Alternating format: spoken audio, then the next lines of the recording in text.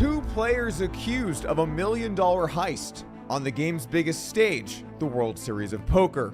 I haven't seen a scandal this shocking in years, and everyone in the poker community are losing their goddamn minds. 2 poker players, $1 million, and one decision that could end their careers forever.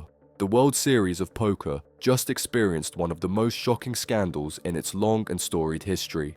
Collusion allegations, suspicious folds, a 7-figure bonus only one player could win, and now the entire poker world is erupting in controversy. This isn't just about bad optics, it's about the integrity of the game, and tonight, we're breaking down exactly what happened, what the evidence shows, and why this could change tournament poker forever.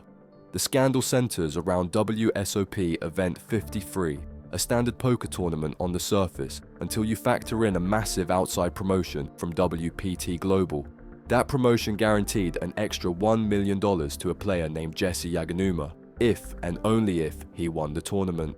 This bonus did not apply to any other player. For Jesse, winning meant a total payout of $2.3 million instead of the usual $1.3 million for first.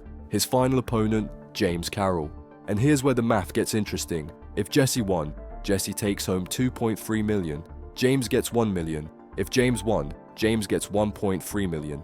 Jesse takes home $1 million. So, total payout either way. Around $3.3 million if Jesse wins. Only $2.3 million if James wins. That's a $1 million difference only possible if Jesse takes it down.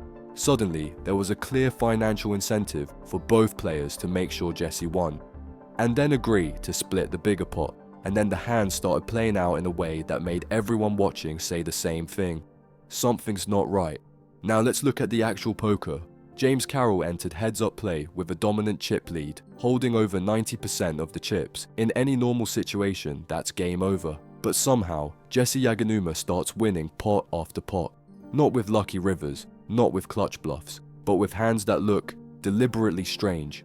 Here's what raised red flags. Jesse would raise pre-flop, and James would just fold again and again.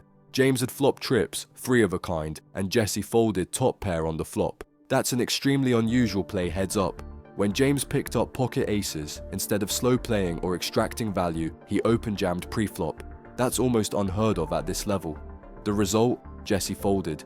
On another hand, Jesse raises with 8-7 offsuit. James re-raises with 8-3 offsuit, a hand that's statistically terrible, and then Jesse shoves back over the top. James folds. The hands continued in this bizarre fashion. Jesse made massive wild moves that somehow always worked. James made uncharacteristic folds, and when he finally tried to bluff Jesse off a hand, it failed. Now let's be clear, none of these plays prove collusion, but the pattern raised eyebrows. It wasn't just one strange hand, it was hand after hand, each one making less sense than the last. So what could explain all of this? The poker world began putting together theories. Live signals. Did the players use chip placements, posture, or verbal cues to communicate strength or weakness? Bet sizing tells. Some speculated that James only bet odd numbers when bluffing and even numbers when strong. Chip dumping. Was James subtly giving up chips to Jesse in order to guarantee the bonus? These aren't wild conspiracy theories. Collusion happens in poker, and the WSOP rulebook defines it clearly. Any agreement between 2 or more players to engage in unethical acts, like soft play, chip dumping, or signaling, is considered collusion. So if Jesse and James had made a deal to guarantee Jesse's win, and then split the extra $1 million, that would be a textbook case of collusion. But here's the twist, no other players were involved. The tournament was already heads up, everyone else had busted, so did this still violate the spirit of competition? Or were they simply negotiating their slice of the pie, like players often do in private deals? As the footage spread, the reactions poured in. Scott Siver tweeted, "Tonight is an extremely telling night in the poker world for who sides with a multi-billion-dollar private equity firm over an individual just trying to play some cards." Patrick Leonard added, "Please stop talking about integrity. The tournament was over. Deals happen all the time. Not a single participant was affected." But others weren't buying it.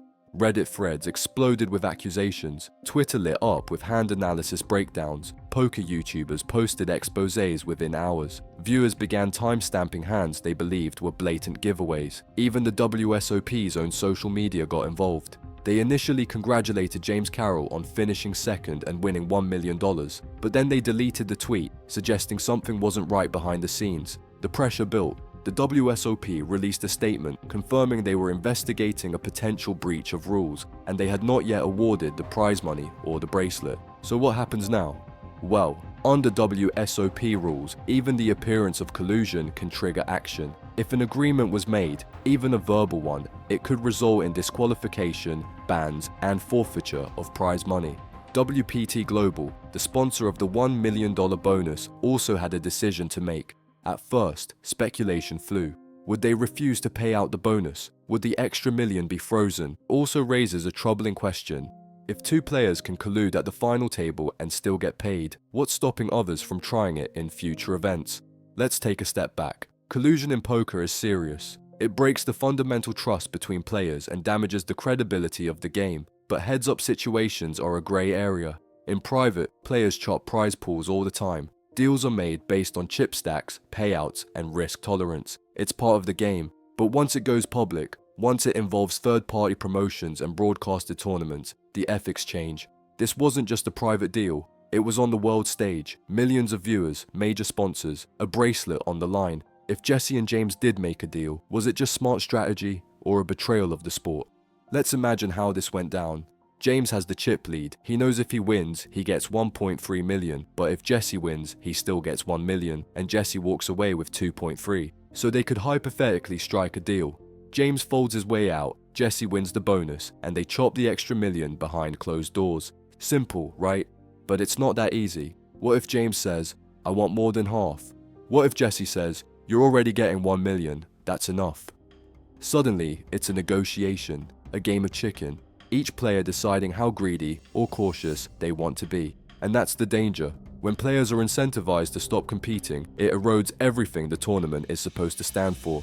So where do we stand? No official disqualifications yet. The prize money and bracelet are still under review. The poker community remains divided. Some believe this was a victimless act, a clever exploit of a poorly designed bonus system. Others see it as a dangerous precedent, one that undermines fairness and opens the door for more collusion in the future. Even Doug Polk, who covered the story extensively, admitted, "Gun to my head, based on how blatant some of these hands are, I think they teamed up, but I still think they should get paid." And maybe that's the most honest take of all, because this story isn't just about Jesse and James, it's about the incentives we build into the game, the rules we expect players to follow, and what happens when those two things clash. Whether you think this was collusion, strategy, or just poker being poker, one thing is clear. The World Series of Poker may never look at bonus promotions the same way again. What do you think? Should Jesse and James be banned? Should the million have been paid? Did they cross the line or just outsmart the system?